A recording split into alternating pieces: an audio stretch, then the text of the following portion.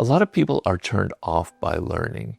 And if you don't find learning one of the most exciting things in the world, then the whole game, everything else will fall apart. But it has to be something that excites you.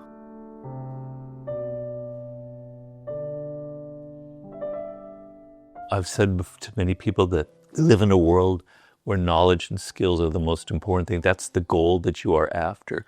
More than money, you want to develop knowledge and skills. And so this person asks, what would be the 3 or so skills that are the most essential moving forward in the 21st century? And, it's not like specific skills that I'm going to talk about, like coding or mastering AI or going to some business strategy, because I think that's not really what the spirit of the question is. In general, there are certain kind of personal skills that you want to develop, okay? So number 1, and this is something that I have in my book, Mastery, you must see being social and getting along with people and cooperating and knowing how to work with people as a skill. It's not something you were born with. It's not something that some people are good at or bad at. Like anything, it is a skill that you develop, being social and knowing how to work with people and knowing how to be sensitive to their energy. And in this skill, what it is you're able to pay attention to people and see who they are as an individual and see what their particular needs are, what they're missing in life. And you're able to supply that. You're able to enter their spirit. You don't offend them unnecessarily. You know how to work with them, right? You know how to properly criticize them if that's necessary. Because if you don't understand that being social is a skill, if you don't develop it, you could be the greatest at whatever you could do. You could be even the greatest athlete in the world, but you're going to be offending your teammates. You're going to be offending the people that you work with. And all of your knowledge and your other skills are going to be completely neutralized by how bad you are in dealing with people. And so when you look at social as a skill, what that means is you have to be spending time with people. You got to get out of your phone. You got to get out of your office. You got to get out of all of your virtuality. You have to be around people. You have to interact more. That's the only way that you will become social. And if you find yourself, alone a lot and have found that difficult, you have to force yourself out there. You have to force yourself to go to clubs, to go to bars, to hang out with people. So developing social skills is incredibly important, but it's not the only thing, right?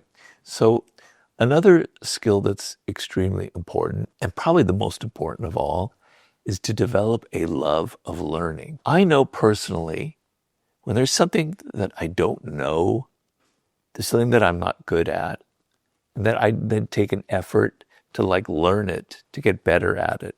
And I'm not going to say specifics. It could be some sports, or it could be playing a musical instrument or a game.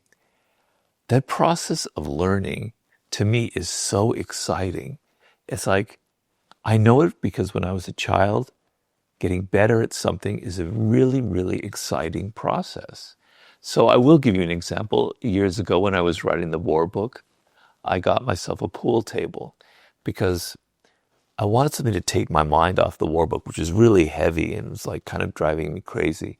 And I wanted something where I could just feel the strategy in the game itself and just kind of get out of my head. And at first I was really bad at it, but slowly I got better and better. I was practicing. I was playing against myself, which is pretty easy. And I would read books about it and I would practice certain shots. And when I could make a double bank shot and things like that, or put spin on the ball, I was so excited, man. This was really great. The feeling that you're improving at something. A lot of people are turned off by learning.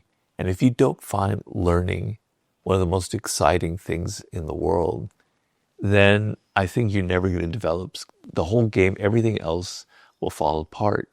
But it has to be something that excites you. If you are somebody who's interested in literature and you try and learn algebra, that could be interesting. You may enjoy the challenge, but you won't learn as much because you're not really that interested in it, right? But if you learn a foreign language, like French, where you can read the literature, you're so motivated that you will learn, and that natural love that you have will come out.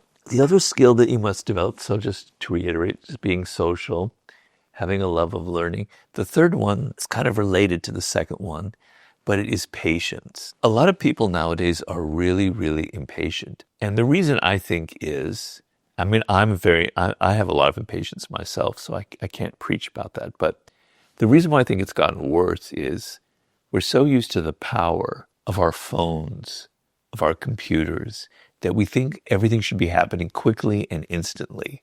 If we have to wait 5 seconds to get a piece of information on the internet, we're thinking, oh my God, it's taking so long. It takes so long to download. Whereas 20, 30 years ago, you would have had to go to the library. You would have had to spend an hour to do it. You learned how to develop patience to find things. But people are so impatient because everything is so quick and easy and powerful right now. So you want to be able to slow things down. You want to have the ability to say, if it's going to take me an hour to learn this, if I have to spend time practicing something that's tedious, I'm okay with it. I like the slowness. I actually embrace the pain that's involved. So learning anything, developing any skill involves pain.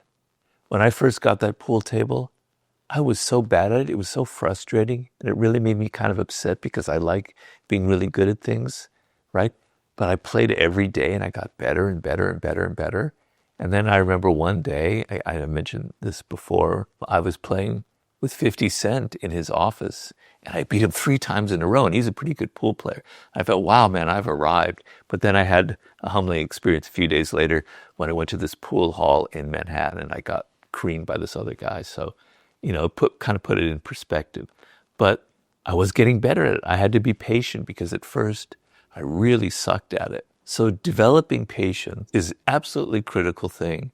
And related to that, so all of these things are kind of related to that, is the ability to be bored, right? So sometimes boredom is a good thing. Sometimes being frustrated in what you're doing is okay because it forces you to be patient and to slow things down as well. One other thing I would say is, and I had a interview about this, is the ability, the skill, it is a skill of managing your anxiety.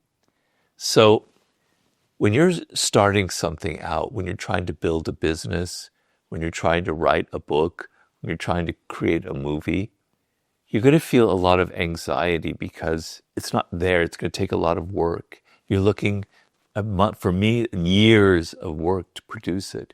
And it makes you kind of anxious, and it makes you, as I said before, impatient. But being able to deal with your anxiety and being able to handle it and manage it and not get in a hurry to get to the goals that you want is very important. Those elements of dealing with boredom, dealing with anxiety, and impatience are all interrelated. They're the ability to slow things down, to deal with the micro aspects of any kind of learning process. Those are skills that I think are absolutely essential for going forward in the 21st century. Because what you want, the end game of all this is, because you love learning, because you've been patient and you've developed skills and you're good with people, you will reach a point where you have mastered a couple of things, right? So it's not like you want to go through life and just master one thing. You want to master at least two kind of real skills in the world. For me, it was writing and research. And there were a few others. But being able to combine writing and research as I had was what led to the 48 Laws of Power. So you reach a point where you've developed 2 or 3 really basic skills, and then when you're 30 or in that vicinity, you're able to combine them and to create something, a new kind of business, a new kind of enterprise. And because we live in an age where there's so much information available and so many skills you can learn even online, developing that, I absolutely guarantee that something brilliant will happen for you. But if you don't have the patience and the love of learning, then none of this will ever matter. So those are the skills I think that are essential.